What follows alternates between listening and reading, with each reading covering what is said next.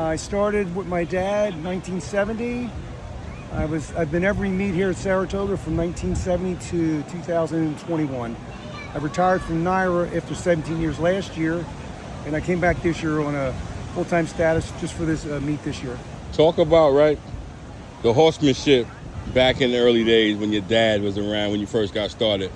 The early days, give you an example, I'm a three-generation horseshoer. My twin brothers are horseshoer, my dad's father. My dad taught my mom's brother, my dad's half-brother.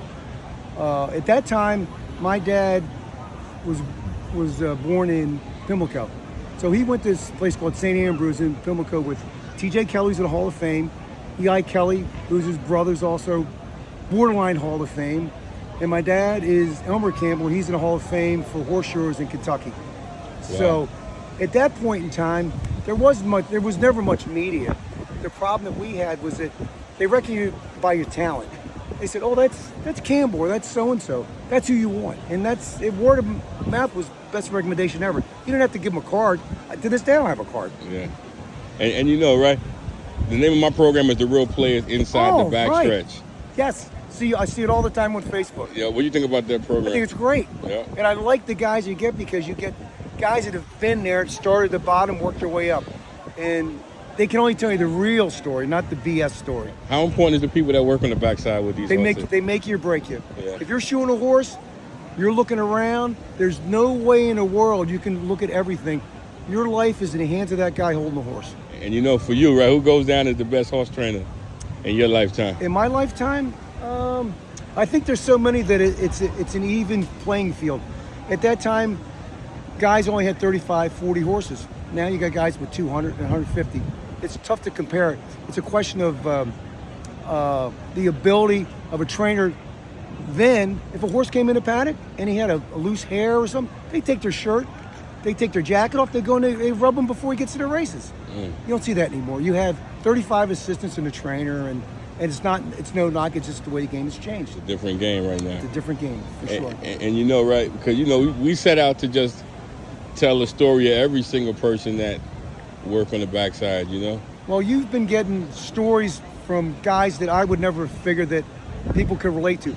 The average person that comes in the gate has no idea horses get shot. They have no idea that they get bathed, they get benched. They get better care than the baby in your house. They get kid gloves every day.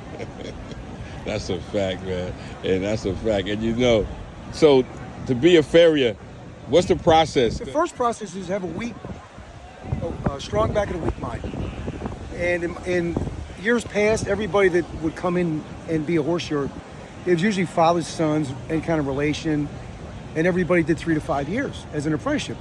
No longer the case. When I started, I did a fire test and a practical test in the state of Florida, did a union fire test in New Jersey, and when I came to New York, I did a state shoeing and a fire test in New York. So it's just a question of things have changed now.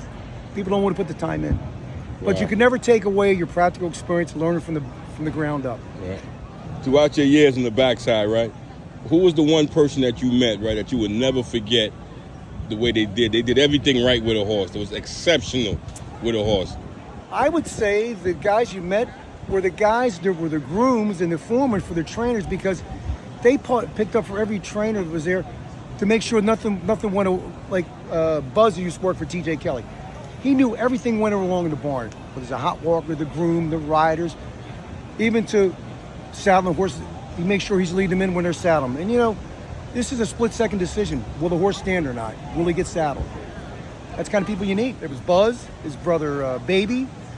There was Bug Baby. I mean, nobody knew anybody's name. And we had Snow White. Like, who's that? Everybody had nicknames. Nobody had a name. Me, my last name, Campbell. I said Campbell. No, it's Camel. He couldn't say Campbell, say Camel. Yeah. And my dad was Charles E. Campbell. Yeah. They called him Elmo. Everybody knew my father's Elmer. Wow.